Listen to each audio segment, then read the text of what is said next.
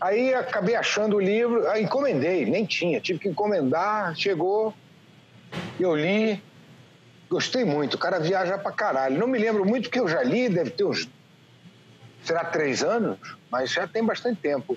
Eu li logo que saiu. Eu vi num jornal português uma entrevista com ele, aí eu, já comprei na hora. Beleza. O cara é fodaço. Estão ótimos, estão todos. Prazer ver vocês. Estamos todos aí. Acho que sim. Todos devidamente confinados em casa, mas nunca sozinhos, né?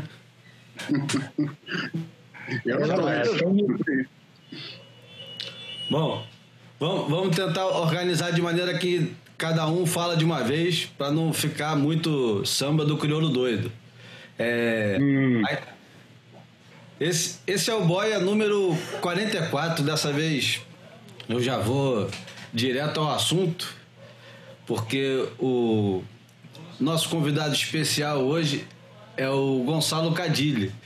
Mas ele não vai ser o centro das atenções, porque o interessante do encontro hoje é exatamente colocar o Tito Rosenberg, que é possivelmente o nosso primeiro surfista viajante mesmo, com ponto de exclamação, e o Gonçalo Cadilli, que é considerado, bem além do surf, ele é considerado pela própria imprensa portuguesa como o primeiro viajante profissional português. Isso da era moderna, né? Porque o que não faltou foi viajante profissional português nos antepassados, né? Essa é a condenação do Gonçalo. Tanto se dedicou ao soul surfing que acabou virando viajante profissional. Ô Gonçalo, bem-vindo ao Boia. E eu queria começar com uma provocação. O dinheiro ajuda ou estraga as viagens? Então eu vou responder de uma forma muito óbvia e muito pragmática. O dinheiro paga as viagens. Depois, se você já tem o dinheiro e não precisa de o procurar para financiar a viagem, é ótimo. Não foi o meu caso. Eu sempre tive que pagar a própria viagem com o dinheiro que recebi da viagem anterior. Portanto, já vou falando no passado, não tem a ver com a situação que estamos vivendo, mas tem a ver com eu me aperceber que há fases na vida, e a fase em que eu viajava de uma forma obscena, de uma forma descontrolada, terminou, ou pelo menos está em stand-by, porque uma criança, um filho de 7 anos que me obrigou, me forçou a repensar todo um modo de viajar dos primeiros 20 anos da minha atividade. E então eu sempre tive que financiar a viagem com o trabalho de viajante. Pode parecer um bocadinho frio, calculista, estar a colocar as coisas desta maneira, mas enfim, é a realidade. Eu sempre tive que viajar por onde eu conseguia financiar o modo de vida, a própria viagem, e não por onde efetivamente eu gostaria. Nesse sentido, e em termos concretos do surf, a única viagem que eu sinto que realmente eu reuni as condições para fazer o que queria e para viajar sem prestar contas foi a celebração dos meus 40 anos, não é? Que, aliás, essa sequência de foi publicada no Brasil, na Fluir. Portanto, esse projeto foi durante o meu primeiro ano dos 40, dos 50, portanto, 200 mesmo. Eu, durante um ano, 12 meses, persegui as minhas 12 ondas preferidas, mais sonhadas, de breaks de direita. E durante esse ano eu efetivamente tive uma liberdade e também uma conta bancária confortável para só me preocupar com essa motivação. De resto, ao longo de todos estes anos, eu de facto tive que trabalhar viajando. Muito bem. Você deve... Continuo ou posso desenvolver mais Não. Vamos. Dar a vez também, não é? Não, eu queria também... Você deve conhecer o Tito das revistas de surf e dos contos também em torno dos viajantes. Claro. E você não teve a oportunidade de conhecer o Tito. Agora você está virtualmente de frente para ele. O que você gostaria de perguntar a ele? Sim. Bom, a primeira coisa que eu gostaria de perguntar ao Tito é: o apelido indica que origem é étnica e que país de imigração, em que geração de antepassados? De onde é que o Rosenberg vem? Pois é, veja bem. Tudo bem, Cadilho? É uma honra conhecê-lo visualmente. Eu já li seu livro. Eu pensei que fosse o único. Era um livro de viagens que eu li num jornal português alguns anos atrás, que tinha saído um livro seu. Senti que poderia ser interessante, comprei e de uma ponta a outra de uma vez só, o que é raro, porque ultimamente eu tenho detestado ler. Mas o seu livro me prendeu do início ao fim, até pela afinidade das nossas estradas. Mas vamos lá, o Tito não é apelido. Tito, aliás, em Portugal, apelido é nome próprio, né? Não, é sobrenome. É sobrenome. Exatamente, Tito é o meu primeiro nome e foi porque meu pai era do Partido Comunista Brasileiro e eu nasci em 1946, quando o Marechal Tito, que não era Tito, na realidade o dele era o que nós no Brasil chamamos de apelido. O nome dele era Joseph Broz, mas ele se chamava de Tito. Então, meu pai deu o meu nome próprio, o apelido de um marechal iugoslavo muito famoso, porque saiu na capa do jornal no dia que eu nasci. Acho que o meu pai improvisou assim. O meu pai lia o Globo, em 1946, e quando eu tenho a impressão que no dia que eu nasci, eu tenho certeza, porque o jornal O Globo, quando faz 50 anos, publica a capa do jornal de 50 anos atrás. E quando eu fiz 50 anos, apareceu a capa do jornal de 50 anos atrás, que era Marechal Tito com Unia Iugoslávia. Então, eu tenho certeza que meu pai leu esse jornal a caminho do hospital.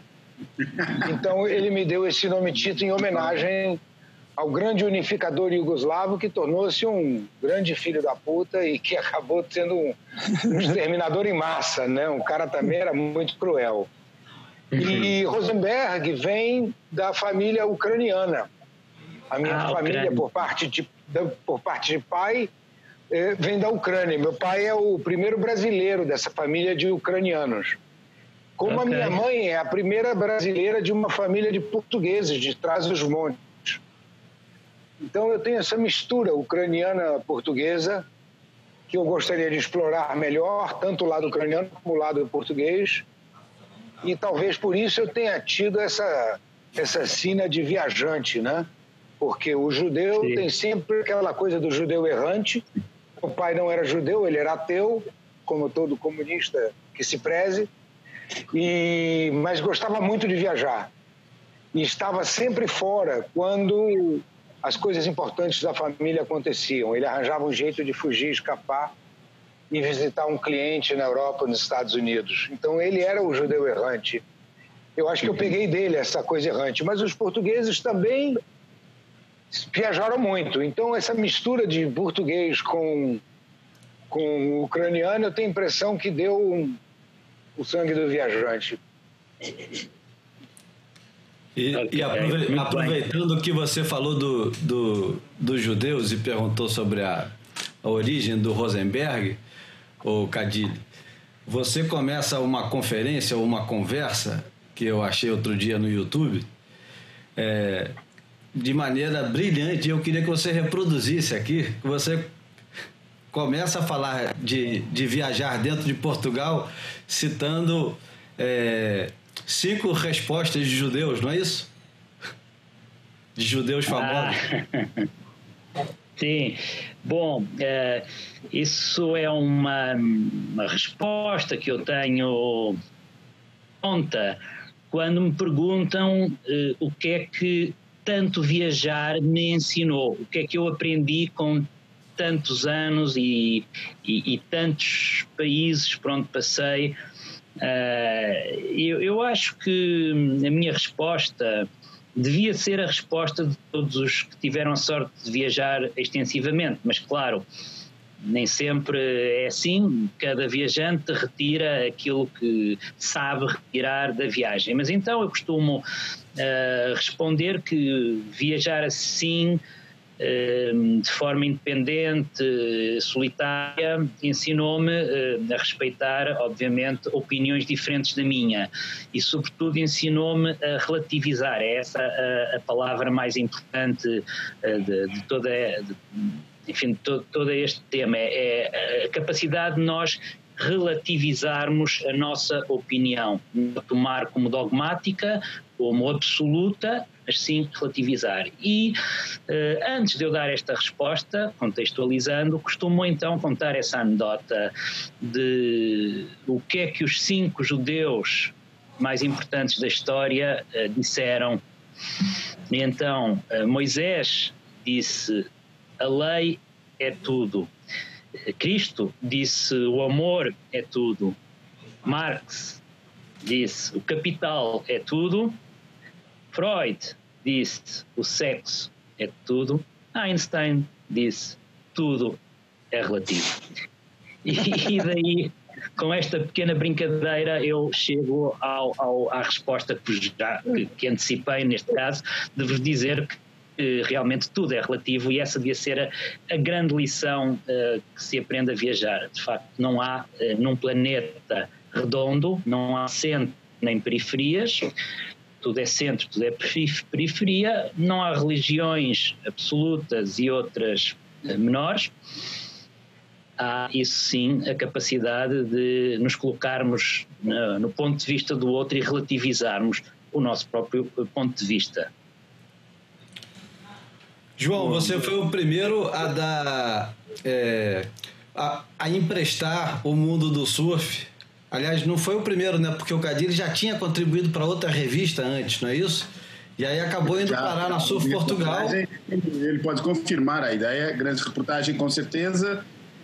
E houve outra, já não lembro. Terá sido mais esporádica, mas como eu não estou enganado, e ele pode confirmar, a colaboração regular, a primeira que ele teve foi com a grande reportagem.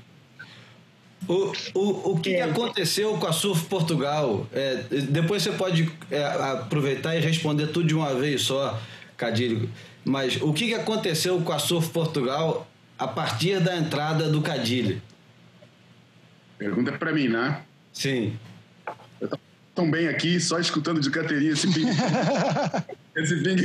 Eu e o Bruno estavam aqui tão quietinhos, né? Só escutando a troca. Daqui a pouco eu saio de cena para ficar só radiofônico aqui e tal. Não, foi um momento que eu acarinho muito. Vou falar e eu sei o quão o Gonçalo fica embaraçado com essas coisas, o que me dá um prazer ainda mais falar sobre isso. Foi um momento muito, muito especial, porque não foi só o Gonçalo, foi uma conjunção de fatores naquela época quase irrepetível. A gente estava achando já aquilo, estamos falando do começo dos anos, final dos anos 90, exato, estamos falando de 96 eu acho que foi quando o Gonçalo iniciou a colaboração regular dele na revista, com uma coluna que a gente apelidou na época de Pulsar das Marés, uma coisa que não significa nada, mas que a gente gostava, do som e das imagens que isso suscitava.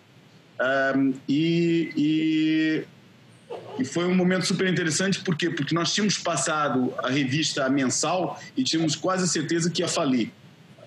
Todos os indicadores apontavam para isso. A publicidade não acompanhou, as vendas em banca não aumentaram, até caíram um pouco, e a gente teve que baixar a qualidade da revista para poder aguentar o baque. E os indicadores todos diziam: a gente não vai aguentar isso, vai fechar.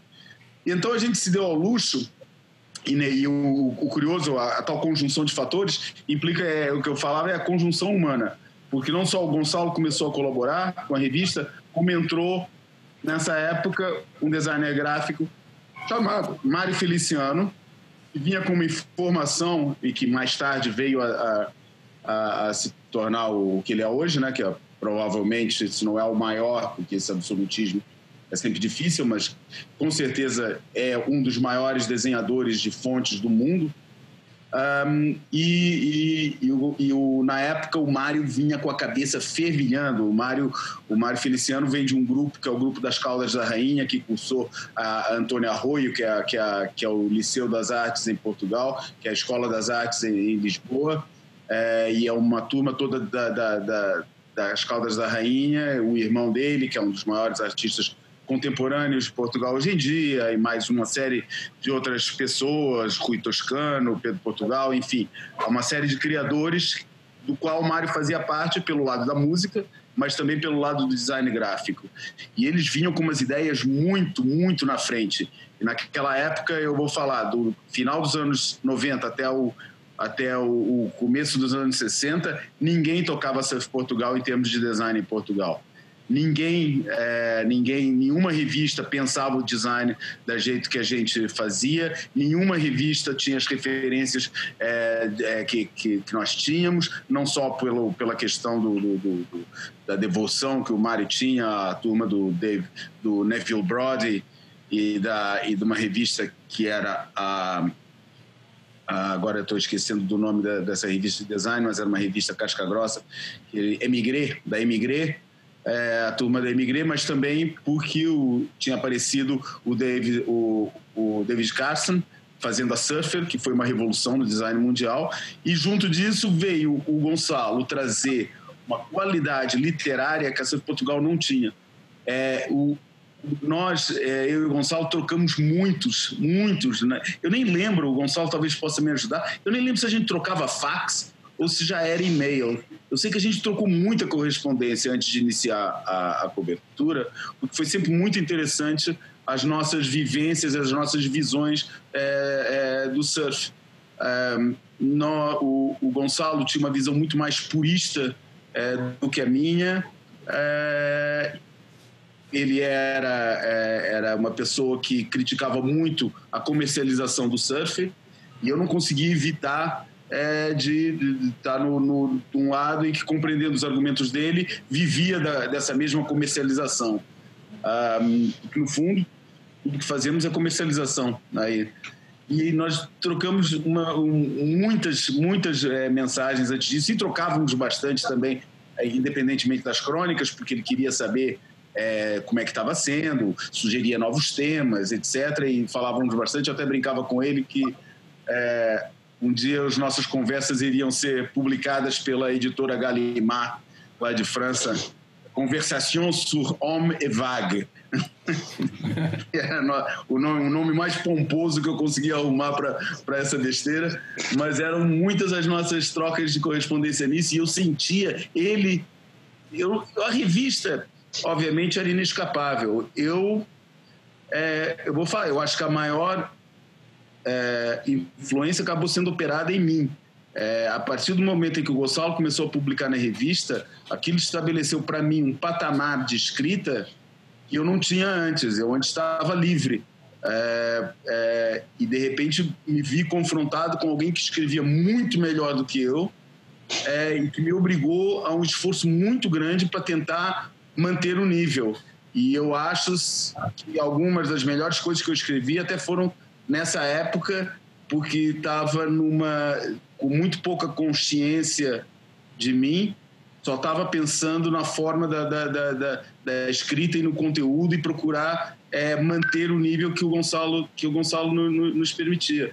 Juntava isso, as experiências que o Mário estava fazendo na época e a expectativa e o elemento foda-se, o que no fundo a gente estava esperando que a revista fosse falir. Então a gente estava mesmo numa de foda-se, entendeu? Pô, vamos fazer as páginas mais loucas, vamos fazer as coisas que a gente tá afim de fazer, entendeu? Então ao mesmo tempo foi o momento mais livre da revista.